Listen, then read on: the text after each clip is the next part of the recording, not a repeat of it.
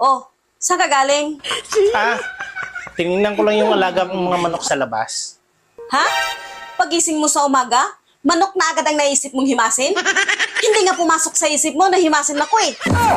Kaya nga ako nag-asawa para may tagahimas eh. Siyempre, ang manok pang derby kasi yan. Kaya kailangan niyang himasin at alagaan para manalo. So ano ngayon kung pang derby? Ikaw kasi, hindi pang derby. Matatalo lang tayo. Kaya malaki yung pinagkaiba nyo. Ah, ganon. So mahina ako. Manok mo ang malakas. Paano mo sabing matatalo ako, ha? Ang manok kasi, ihiga lang yan, titihaya lang yan pag tinamaan.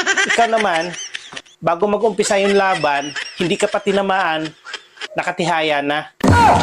Bago mag-umpisa yung laban, talo na agad. Tapos nakataas pa yung dalawang paa mo. Walang kalaban-laban.